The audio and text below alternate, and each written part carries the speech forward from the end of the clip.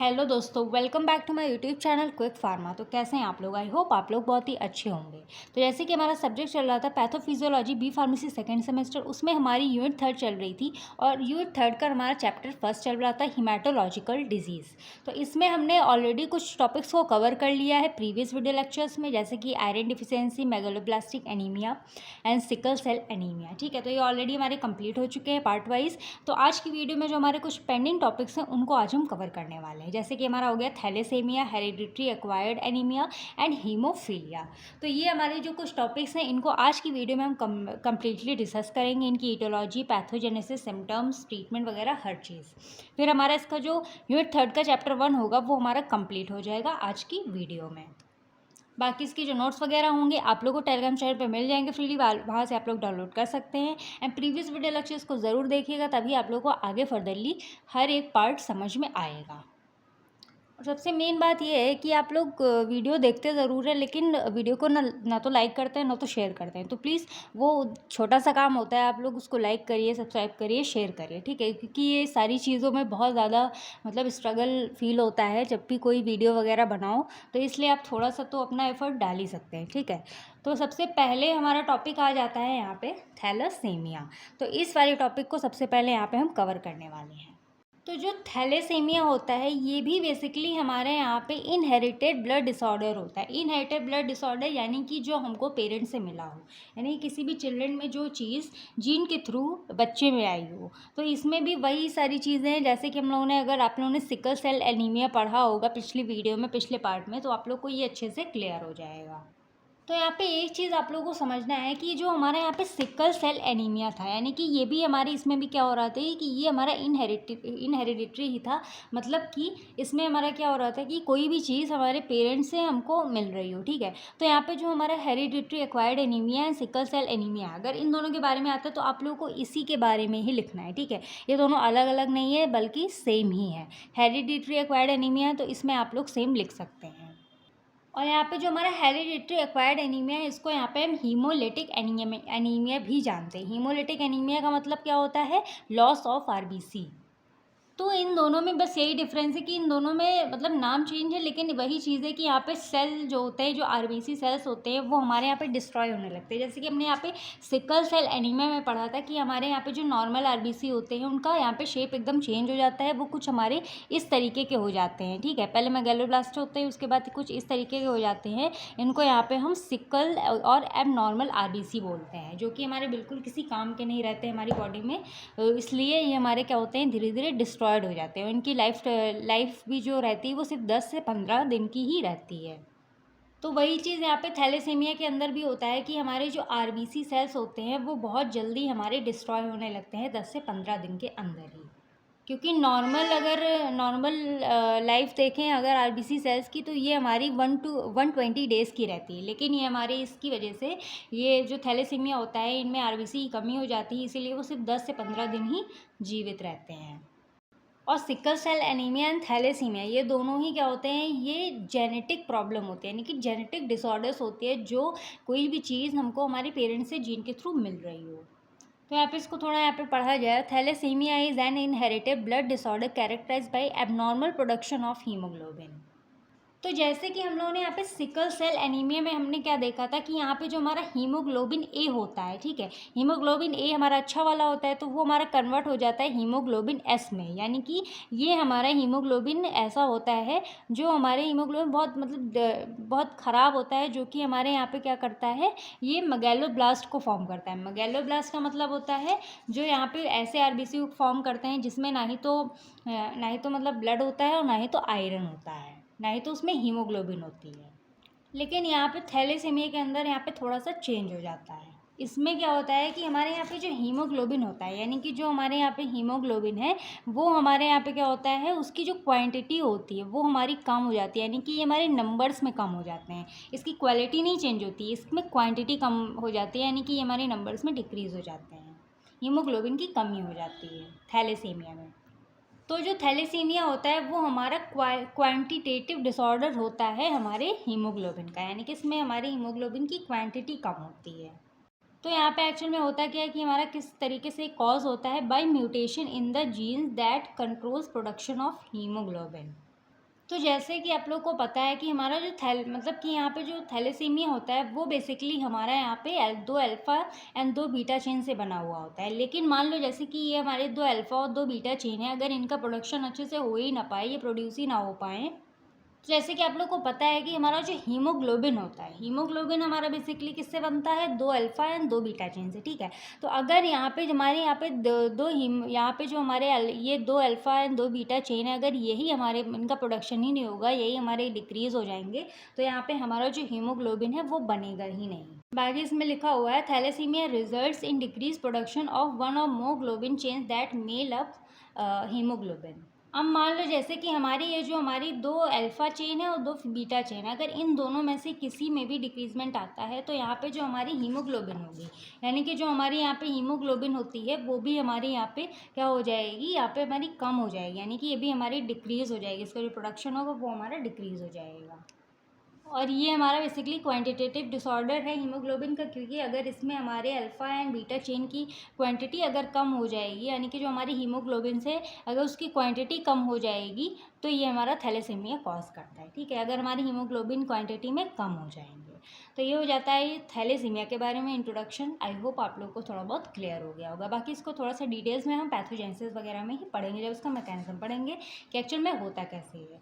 इसके टाइप्स के बारे में देखो तो इसके बेसिकली हमारे टू टाइप्स होते हैं थैलेसीमिया के, एक होता है अल्फ़ा थैलेसीमिया, एक होता है बीटा थैलेसीमिया। तो चलिए इनके बारे में हम यहाँ पे समझ लेते हैं। तो यहाँ पे सबसे पहले हम यहाँ पे बात करेंगे अल्फ़ा थैलेसीमिया के बारे में। तो it is characterise by decrease in synthesis of alpha globin chain, यानी कि ये हमारा किस चीज़ से होता है, जब यहाँ पे हमारी जो अल्फ़ा ग्लोबिन चेन्स होती हैं जब वो डिक्रीज़ हमारी हो जाती है, उनकी सिंथेसिस में डिक्रीजमेंट आ जाता है, तो ये हमारा क्या कहलाता है, अल्फ़ा थैलेसीमिया कहलाता है। यानी कि हमने आप लोगों को क्या बताया कि यहाँ पे हमारी दो चेन से, एक अल्फ़ा चेन से और एक हमारी बीटा चेन से, ठीक है। तो यहाँ पे हमारी जो बीटा चेन्स होंगी ये तो हमारी अच्छे से बन रही होंगी, लेकिन यहाँ पे जो हमारी अल्फ़ा चेन्स होंगी वो हमारी अच्छे से नहीं बन रही होंगी, वो उसमें हमारा क्या हो जाता है, डिक्रीज़ हो जाता है। तो इसमें जो हमारी ये जो अल्फ़ा चेन्स होती है, यानी कि जो हमारी ये अल्फ़ा चेन्स होती हैं, ये इसके जो क्रोमोसोम्स होते हैं वो हमारे किस में होते हैं, क्रोमोसोम्स इसके होते हैं हमारे नंबर 16 में। यानी कि जैसे कि आप लोगों को पता होगा कि हमारे क्रोमोसोम्स टोटल कितने होते हैं, वो हमारे पेयर में होते हैं ना, उसके जो नंबर्स होते हैं, ये जो अल्फ़ा चेन के जो क्रोमोसोम्स होते हैं, ये इसका नंबर हमारा क्या होता है, 16 नंबर पे हमारे ये अल्फ़ा चेन्स होते हैं। अब जैसे आप लोगों को पता है कि हमारे टोटल क्रोमोसोम्स कितने होते हैं, उनका 23 पेयर्स होता है। तो हमारे 23 में से जो 16 नंबर का जो क्रोमोसोम्स होता है उसमें हमारे होते हैं ये अल्फ़ा चेन। तो यहाँ पे जो हमारे नंबर 16 के जो क्रोमोसोम्स होते हैं उसमें हमारे यानी कि नंबर 16 क्रोमोसोम्स में हमारे यहाँ पे 4 अल्फ़ा जीन्स होती हैं, सॉरी चेन नहीं, यहाँ पे 4 अल्फ़ा जीन्स होती हैं। तो यहाँ पे जो नंबर 16 क्रोमोसोम्स में जो हमारी 4 जीन्स होते हैं ये हमारे बनाते हैं अल्फ़ा, यानी कि यहाँ पे अल्फ़ा चेन बनाते हैं। तो अगर यहाँ पे कोई प्रॉब्लम आती है, यानी कि नंबर 16 क्रोमोसोम्स में कोई प्रॉब्लम आती है, तो हमारे यहाँ पे जो अल्फ़ा जीन है ये हमारे नहीं बन पाएंगे, ठीक है, उनमें यहाँ पे डिक्रीज़ हो जाएगा। तो वही चीज़ यहाँ पे भी लिखा हुआ है, there are 4 alpha chain located on chromosome 16 for synthesis of alpha chain, यानी कि हमारे यहाँ पे 4 अल्फ़ा चेन जो है वो हमारे 16 नंबर ऑफ क्रोमोसोम्स में लोकेटेड होते हैं, वहाँ प्रेजेंट होते हैं सिंथेसिस होने के लिए, ठीक है। On the basis of deletion of one और more gene it can be divided into 4 types. Sorry यहाँ पे चेन नहीं, यहाँ पे जीन होगा। तो यहाँ पे क्या होता है कि मान लो जैसे कि नंबर 16 क्रोमोसोम्स में हमारे 4 अल्फ़ा जीन प्रेजेंट है, तो इसमें क्या पता हमारा 1 कम हो जाए, 2 कम हो जाए, फिर 3 कम हो जाए, फिर 4 के चारों कम हो जाए, ठीक है। तो ये बेसिकली हमारे 4 जीन में डिवाइडेड होते हैं। तो यहाँ पे हमारा आ जाता है पहला 1 alpha chain deletion, 2 alpha chain deletion, 3 alpha chain deletion, 4 alpha chain deletion. यानी कि मान लो अगर यहाँ पे हमारे 4 में से एक अल्फ़ा जीन यहाँ पे डिलीट हो जाता है तो उसको यहाँ पे हम 1 अल्फ़ा चेन डिलीशन बोलते हैं। अगर दो अल्फ़ा जीन डिलीट होती है तो यहाँ पे इसको हम यहाँ पे 2 अल्फ़ा चेन डिलीशन बोलते हैं, ठीक है। यहाँ पे अगर 3 कम होता है तो यहाँ पे 3 अल्फ़ा चेन डिलीशन बोलते हैं, 4 कम हो जाते हैं तो यहाँ पे 4 अल्फ़ा चेन डिलीशन बोलते हैं, ठीक है। तो ये हमारा हो जाता है अल्फ़ा थैलेसीमिया। तो इतना ही होप आप लोगों को समझ में आ गया होगा। इतना याद रखिएगा कि हमारे ये 16 नंबर क्रोमोसोम्स में हमारे ये 4 अल्फ़ा चेन लोकेटेड होते हैं और वहाँ पे हमारे 4 अल्फ़ा जीन जो होते हैं वो हमारे वहाँ पे सिंथेसिस सिंथेसाइज होते, ठीक है। अगर वो हमारे उसमें से एक भी डिलीट होता है तो वो बेसिकली हमारे 4 टाइप्स में ये हमारे क्या होते हैं, डिवाइडेड होते हैं। और ये हमारे बेसिकली अल्फ़ा ग्लोबिन चेन या अल्फ़ा ग्लोबिन जीन में अगर जब कमी आ जाती है, डिक्रीज़ हो जाते हैं, कम हो जाते हैं, तो उसको यहाँ पे हम अल्फ़ा थैलेसीमिया बोलते हैं, ठीक है। अब यहाँ पे हमारा आ जाता है बीटा थैलेसीमिया। तो it is characterise by decrease in synthesis of beta globin chains. Same ऐसे ही है जैसे यहाँ पे था, वैसे सेम यहाँ पे भी होगा। अब जैसे कि हमारा यहाँ पे जो हमारी बीटा मतलब बीटा चेन्स होते हैं, ये हमारे कहाँ पे प्रेजेंट होते हैं, नंबर 11 क्रोमोसोम्स में हमारे बीटा चेन प्रेजेंट होते हैं, यानी कि इसमें हमारी 2 बीटा जीन पाई जाती हैं, ठीक है। तो there are 2 beta genes located on chromosome number 11, यानी कि नंबर 11 क्रोमोसोम्स में हमारे 2 बीटा जीन यहाँ पे हमारे प्रेजेंट होते हैं, जिसमें हमारी बीटा चेन की यहाँ पे सिंथेसिस होती है। तो अगर यहाँ पे हमारे यहाँ पे मतलब कि यहाँ पे जब अगर इसमें भी एक भी अगर ग्लोबिन चेन यहाँ पे कम होती है तो उसको यहाँ पे हम बीटा थैलेसीमिया बोल देते हैं। मान लो ऐसे कि अगर बीटा यहाँ पे बीटा 1 बीटा 2 में अगर इस बीटा चेन में अगर बीटा जीन यहाँ पे कम हो जाती हैं 11 नंबर ऑफ क्रोमोसोम्स में, तो यहाँ पे हमारे ये बीटा थैलेसीमिया कहलाएगा, ठीक है। और ये भी हमारा फर्दरली 2 टाइप्स में डिवाइडेड होता है। तो यहाँ पे ये बेसिकली इस तरीके से होते हैं हमारे 4 टाइप्स के, ठीक है। तो यहाँ पे बीटा बीटा प्लस यानी कि माइनर, यानी कि यहाँ पे माइनर डिक्रीजमेंट हुआ है, थोड़ा ही डिक्रीज़ हुआ है। बीटा प्लस यानी कि इंटरमीडिएट, यानी कि यहाँ पे थोड़ा सा ज़्यादा डिक्रीज़ हुआ है। बीटा प्लस बीटा नॉट मतलब कि यहाँ पे बिल्कुल ही ज़ीरो है, ठीक है। और यहाँ पे बीटा नॉट मतलब यहाँ पे एकदम मेजर डिक्रीज़ हुआ है, एकदम ही कम हो गए, ख़त्म हो गए, डिस्ट्रॉय हो गए हैं। अब जैसे कि यहाँ पे पहले वाले में क्या है, एक बीटा है एक बीटा प्लस, यानी कि एक तो हमारी नॉर्मल है, लेकिन यहाँ पे एक जो बीटा प्लस है यहाँ पे थोड़ी सी यहाँ पे डिक्रीज़ हो गई हो। यहाँ पे दोनों में अगर यहाँ पे दोनों में ही डिक्रीज़ हो रही, इसको हम इंटरमीडिएट कहेंगे। बीटा प्लस बीटा नॉट यानी कि एकदम ही ख़त्म हो गई हैं। बीटा नॉट यानी कि एकदम इसमें कुछ बचा ही नहीं, एकदम पूरी डिस्ट्रॉय हो चुकी हैं। तो इसको यहाँ पे हम बीटा यानी कि जो जीन है वो हमारी एकदम डिस्ट्रॉय हो चुकी हैं, एकदम ख़त्म हो चुकी हैं, ठीक है। तो इसको यहाँ पे हम बीटा थैलेसीमिया बोल देते हैं। अब इसके हम कॉजेज़ के बारे में देखें तो हमारे इसके कुछ कॉजेज़ होते हैं, जैसे कि thalassaemia is primarily caused by genetic mutation in cell making haemoglobin, यानी कि इसमें कौन कौन से रीजंस हो सकते हैं जिससे कि ये जो थैलेसीमिया है कॉज होता है। यानी कि यहाँ पे जेनेटिक म्यूटेशन हो जाता है जिससे कि हमारी जो सेल होती हैं वो जो हीमोग्लोबिन हमारी जो सेल बनाती है उनमें हमारे यहाँ पे जेनेटिक म्यूटेशन हो जाता है। ये सारी चीज़ें जेनेटिकली होती है, ठीक है, जो पेरेंट्स से हो रही हैं। These mutation result in reduce production of haemoglobin. अब इस म्यूटेशन की वजह से यहाँ पे जो हीमोग्लोबिन की है उसकी कमी हो जाती है, जो इसका प्रोडक्शन होता है वो यहाँ पे कम होने लगता है। These mutation pass from parents to children. ये म्यूटेशन किससे किससे मिलता है, पेरेंट्स से चिल्ड्रेन में आता है, ठीक है। Thalassaemia is inherited in autosomal recessive manner, यानी कि जो पेरेंट्स होते हैं अगर उनमें दोनों में ही खराबी आती है पूरी तरीके से, इस तरीके से हमको यहाँ पे थैलेसीमिया देखने को मिलता है। Mutation in alpha chain leads to alpha thalassaemia, यानी कि यहाँ पे अल्फा चेन म्यूटेशन अगर यहाँ पे अल्फा चेन में हो रही है तो इसको यहाँ पे हम अल्फा थैलेसीमिया बोलेंगे, और यहाँ पे जब बीटा चेन में म्यूटेशन हुई तो इसको यहाँ पे हम बीटा थैलेसीमिया बोलेंगे, ठीक है। तो ये हो जाते हैं इसके कॉजेज़ के बारे में। अब यहाँ पे हम बात करेंगे पैथोजेनेसिस के बारे में। आई नो थोड़ा सा आप लोग को यहाँ पे डिफ़िकल्टी हो रही होगी समझने में, लेकिन यहाँ पे अगर आप लोग थोड़ा सा ध्यान से इसको समझेंगे कि ये कैसे कैसे हो रहा है तो आप लोग को समझ में आ जाएगा। तो थैलेसीमिया को यहाँ पे कुछ इस तरीके से एक्सप्लेन किया गया है फ्लो चार्ट में, ठीक है। तो यहाँ पे mutation in alpha gene and mutation in beta gene. तो यहाँ पे जब म्यूटेशन होता है अल्फा चेन में तो यहाँ पे जो हमारे अल्फा चेन होते हैं उनका जो नंबर होता है, जो मतलब जो नंबर ऑफ प्रोडक्शन होता है वो यहाँ पे हमारा कम हो जाता है, यानी कि वो नंबर्स में डिक्रीज़ होने लगते हैं। और जो यहाँ पे बीटा जीन में जब म्यूटेशन होता है तो यहाँ पे जो बीटा चेन का प्रोडक्शन होता है वो नंबर्स में क्या होता है, डिक्रीज़ होने लगता है, कम होने लगता है, जिसकी वजह से यहाँ पे जब alpha chain and beta chain में जब डिक्रीज़ होने लगेगा तो यहाँ पे हमारे जो हीमोग्लोबिन होंगे वो हमारे एबनॉर्मल होंगे और हमारे यहाँ पे हीमोग्लोबिन क्या होगा, कम होता जाएगा, रिड्यूस होता जाएगा, जिसकी वजह से यहाँ पे प्री मेच्योर डिग्रेडेशन होगी और यहाँ पे हीमोलिसिस होने लगेगी, ठीक है। हीमोलिसिस मतलब कि जो हमारी आरबीसी सेल्स है वो हमारी यहाँ पे कम बनेंगी, डिस्ट्रॉय हो जाएंगी, जिसकी वजह से यहाँ पे थैलेसीमिया कॉज होगा, ठीक है। सिंपल सा है, इतना सा अगर आप लोग लिख के आ जाएंगे आराम से, कोई प्रॉब्लम नहीं है। अब इसके सिम्टम्स के बारे में बात करें तो इसकी वजह से यहाँ पे मतलब फैटिगनेस वगैरह, मतलब कि कमज़ोरी लगना और थकावट फील होना, स्किन का कलर डल हो जाना, पेल हो जाना, और ग्रोथ वगैरह में मतलब ग्रो ना अच्छे से कर पाना, ब्रीथिंग लेने में दिक्कत होना, आयरन ओवरलोडेड हो जाना, हार्ट प्रॉब्लम्स भी काफ़ी ज़्यादा आने लगती हैं। कॉम्प्लिकेशंस के बारे में देखें, इसमें कौन कौन से कॉम्प्लिकेशन आते हैं, तो जैसे कि आयरन ओवरलोड हो जाता है, इन लार्ज स्प्लीन का साइज़ बढ़ जाता है, हार्ट प्रॉब्लम्स आ जाती हैं, बोन एबनॉर्मलिटीज़ यानी कि बोन में प्रॉब्लम आने लगती है, स्ट्रोक वगैरह आने लगता है। इसको ट्रीट कैसे कर सकते हैं, मैनेज कैसे कर सकते हैं, इसमें हम यहाँ पे ब्लड ट्रांसफ्यूजन यानी कि ब्लड को ट्रांसफ़र करवा सकते हैं बॉडी में, एंड बोन मैरो ट्रांसप्लांट करवा सकते हैं, जिससे कि क्योंकि आप लोग को पता है कि हमारे बोन में हमारा जो ब्लड है और जो आरबीसी वगैरह है, ये सारी चीज़ें हमारे बोन में बनती है, ठीक है।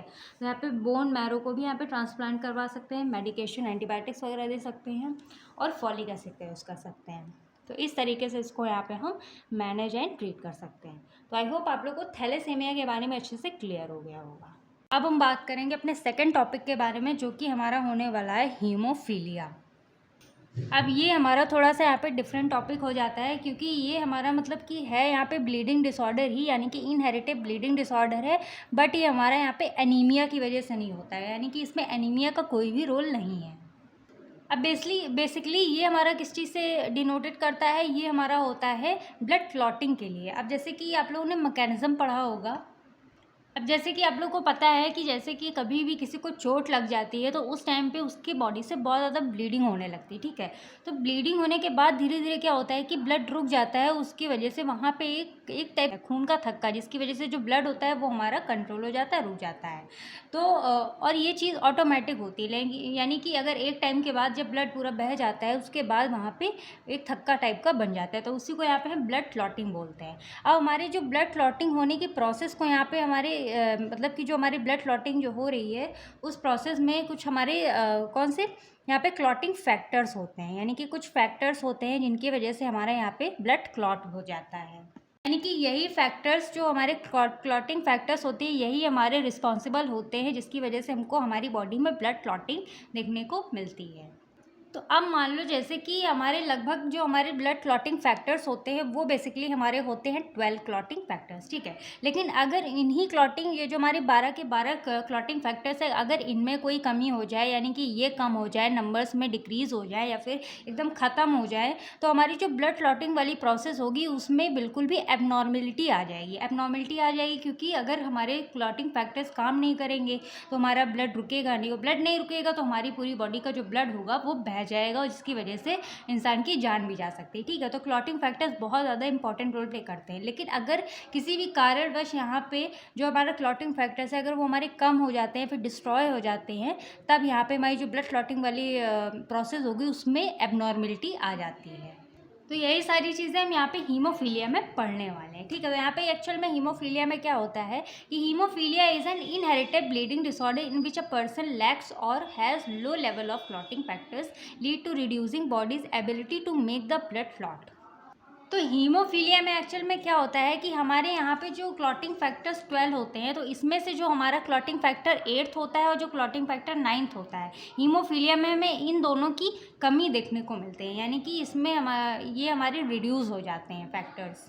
तो वही चीज़ यहाँ पे हीमोफीलिया में है कि ये भी हमारा एक इनहेरिटेड ब्लीडिंग डिसऑर्डर है, यानी कि जो कि पेरेंट्स से मिला हुआ हो, और इससे हमारे जैसे नाम से ही समझ सकते हैं हीम का मतलब क्या होता है ब्लड, और फीलिया का मतलब होता है लवर, यानी कि ब्लड लवर होता है। तो इसमें एक्चुअल में क्या होता है ना कि यहाँ पे किसी भी पर्सन को अगर ब्लीडिंग होने लगती है तो उसमें क्लॉटिंग फैक्टर्स की कमी होने की वजह से, यानी कि वो हमारे क्लॉटिंग फैक्टर जो होते हैं उनके रिड्यूस होने की वजह से यहाँ पे जो ब्लीडिंग होती है वो लगातार होती रहती है, यानी कि इसमें ब्लड क्लॉट जल्दी नहीं बनता है। यानी कि या तो उसकी बॉडी में क्लॉटिंग फैक्टर होता ही नहीं है या फिर एकदम रिड्यूस हो जाता है, जिसकी वजह से बॉडी में वो एबिलिटी नहीं रहती कि वो अपने ब्लड क्लॉट फॉर्म कर सके, ठीक है। तो यही होता है इसका मतलब। In haemophilia blood does not clot properly that leads to excessive bleeding, यानी कि यहाँ पे हीमोफीलिया में क्या होता है ब्लड बहुत ज़्यादा बह जाता है, यहाँ पे ब्लड क्लॉटिंग अच्छे से नहीं हो पाती, जिसकी वजह से इंसान का बहुत ही ज़्यादा एक्सेस अमाउंट में ब्लड बह जाता है, इसकी वजह से उसको काफ़ी ज़्यादा हार्मफुल कंडीशन झेलनी पड़ती है।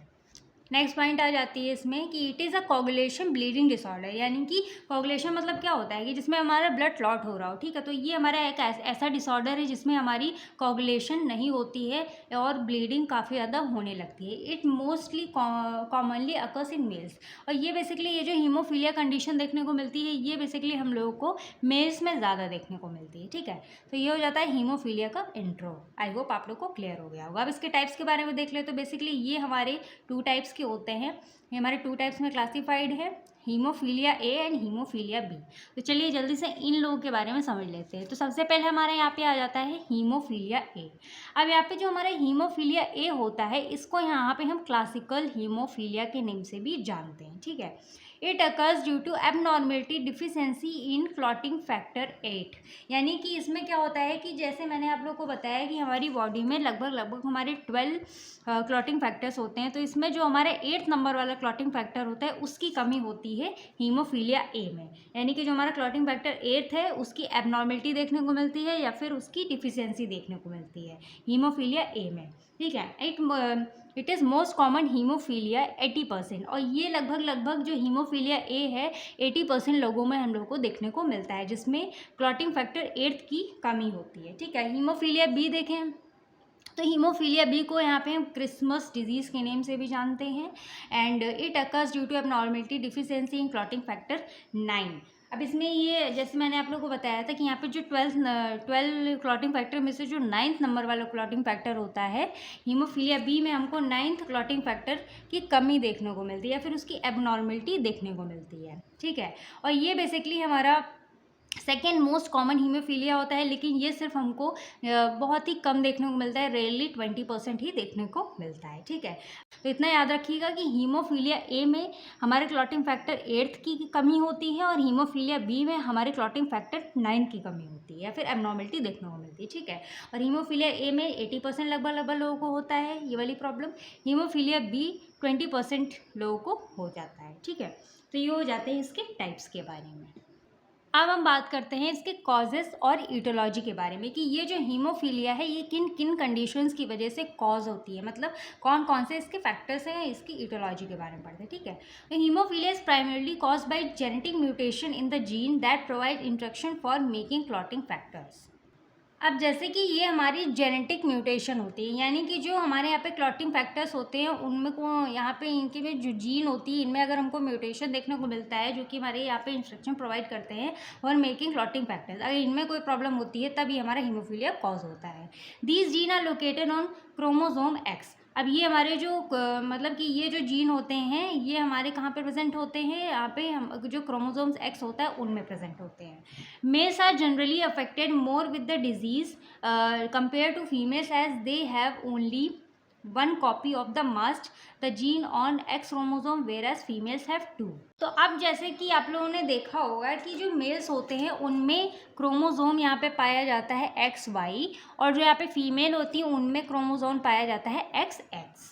तो अब एक्चुअल में होता क्या है कि यहाँ पे मेल्स में ज़्यादा क्यों देखा जाता है एंड मेल्स यहाँ पे अफेक्टेड क्यों होते हैं ज़्यादातर, क्योंकि ये डिजीज़ मेल्स में ज़्यादा देखने को मिलती है और फीमेल्स में कम देखने को मिलती है, क्योंकि यहाँ पे मेल्स में जो यहाँ पे क्रोमोसोम होते हैं यहाँ पे होते हैं एक्स वाई, यानी कि इसमें सिर्फ एक एक्स होता है और फीमेल्स में यहाँ पे 2 एक्स होते हैं एक्स एक्स।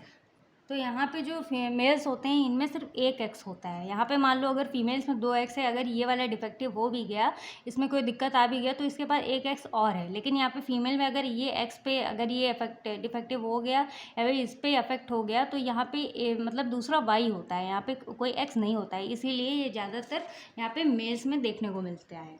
ये प्रॉब्लम या फिर ये डिजीज़ ज़्यादातर अफेक्ट करती है मेल्स को, ठीक है। क्योंकि यहाँ पे सिर्फ एक कॉपी होती है मतलब कि must of the gene on X chromosome, ठीक है, वेयर एज फीमेल हैव 2। तो यहाँ पे फीमेल के पास 2 एक्स होते हैं और यहाँ पे मेल्स के पास एक एक्स होता है। फिर आ जाता है this change mutation either completely prevent reduce the production और मेक एबनॉर्मल फैक्टर्स। तो यहाँ पे एक्चुअल में क्या होता है कि ये मतलब या तो यहाँ पे कम्प्लीटली प्रिवेंट कर देते हैं यानी कि प्रोडक्शन कम कर देते हैं फैक्टर्स का, या फिर एकदम ख़त्म ही कर देते हैं, यानी कि बिल्कुल प्रोडक्शन होता ही नहीं है इन क्लॉटिंग फैक्टर्स का। तो ये हो जाते हैं इसके कुछ कॉजेज़ के बारे में। अब यहाँ पे हम इस बात करेंगे पैथोजेनेसिस के बारे में, इसमें कंप्लीट प्रोसेस समझेंगे कि हीमोफीलिया कैसे हो रहा है। तो सबसे पहले यहाँ पे पॉइंट आ जाते हैं due to family history gene mutation. तो यहाँ पे फैमिली हिस्ट्री की वजह से या फिर उनमें जो जीन म्यूटेशन हो रहा है उनकी वजह से यहाँ पे एब्सेंट रिडक्शन एबनॉर्मेलिटी इन क्लॉटिंग फैक्टर्स, यानी कि यहाँ पे जो क्लॉटिंग फैक्टर्स हैं उनमें एब्सेंस देखने को मिलता है, फिर वो रिड्यूस हो जाते हैं, फिर एबनॉर्मल होते हैं, ठीक है। इसकी वजह से यहाँ पे इंट्रिंसिक पाथवे अफेक्ट हो जाता है। तो यहाँ पे इंट्रिंसिक पाथवे के जैसे आप लोगों ने ब्लड क्लॉटिंग का वाला पढ़ा होगा, तो उसमें हमारे 2 पाथवे होते हैं, एक इंट्रिंसिक पाथवे होता है, एक एक्सट्रिंसिक पाथवे होता है। तो इसमें हमारे जो मतलब कि हीमोफीलिया में क्या होता है कि ये जो ब्लड क्लॉटिंग का जो इंट्रिंसिक पाथवे होता है वो अफेक्ट हो जाता है, ठीक है। एंड उसकी वजह से यहाँ पे improper delayed inhibition of blood clotting, यानी कि जब ब्लड बहता है या फिर बहुत देर में रुकता है, ब्लड बहुत ज़्यादा डिले हो जाता है, फिर इम्प्रॉपर होता है या फिर एकदम इनिबिट हो जाता है, रुक जाता है। इसकी वजह से यहाँ पे ब्लीडिंग काफ़ी ज़्यादा होने की वजह से यहाँ पे हीमोफीलिया कॉज हो जाता है उस इंसान को, ठीक है। तो ये हो जाते हैं कुछ स्टेप्स, आप इनको फॉलो करिए, आप इनको लिखिएगा इस पैथोजेनेसिस में। अब यहाँ पे उनके सिम्टम्स के बारे में बात कर लें कि जब हीमोफीलिया होता है तो कौन कौन से सिम्टम्स देखने को मिलते हैं। तो कभी भी इंजरी होती है तो काफ़ी ज़्यादा ब्लीडिंग देखने को मिलती है, यानी कि वो ब्लड रुकता ही नहीं, काफ़ी ज़्यादा देर तक बहने लगता है blood after injury. Spontaneous bleeding, यानी कि बहुत स्पॉन्टेनियस ब्लीडिंग देखने को मिलती है। नोज़ ब्लीड, बहुत जल्दी जल्दी नोज़ से ब्लड आने लगता है। Blood in urine and stool, urine and stool में भी ब्लड देखने को मिलता है। And pain swelling in joints, यानी कि काफ़ी ज़्यादा पेन और स्वेलिंग देखने को मिलते हैं हमारे जो जॉइंट्स होते हैं उनमें। अब इसके कॉम्प्लिकेशंस के बारे में बात कर लें, जैसे कि इंटरनल ब्लीडिंग होने लगती है, जॉइंट डैमेज हो जाते हैं, मसल्स एंड टिश्यू डैमेज हो जाते हैं, इन्फेक्शन कॉज हो जाता है, एनीमिया जैसी प्रॉब्लम भी देखने को एक तरीके से मिलती ही मिलती है। अब जैसे बहुत ज़्यादा ब्लड बह जाएगा तो उसकी वजह से तो ब्लड की कमी हो जाएगी बॉडी में, ठीक है। ट्रीट कैसे कर सकते हैं इसको, तो यहाँ पे प्रिवेंशन ऑफ ब्लीडिंग एपिसोड्स, यानी कि यहाँ पे ब्लीडिंग एपिसोड्स को यहाँ पे हम प्रिवेंट कर सकते हैं। रिप्लेसमेंट थेरेपी करवा सकते हैं, जीन थेरेपी करवा सकते हैं, डिस्मोप्रेसिन थेरेपी करवा सकते हैं, ठीक है। तो ये इस तरीके की इसको हम ट्रीट कर सकते हैं। तो ये हमारा हो जाता है हीमोफीलिया के बारे में। आई होप आप लोगों को अच्छे से क्लियर हो गया होगा। तो आज हमारे ये जो मतलब कि जो पैथोफिजियोलॉजी ये यूनिट 3 का जो चैप्टर 1 है वो ऑलरेडी हमारा कंप्लीट हो चुका है। तो अगर आप लोगों को इन दोनों टॉपिक से अगर कोई भी प्रॉब्लम होती है तो आप लोग कमेंट सेक्शन में पूछ सकते हैं। और मिलते हैं नेक्स्ट वीडियो में नेक्स्ट टॉपिक के साथ। तब तक के लिए do like share comment and subscribe to my YouTube channel quick pharma.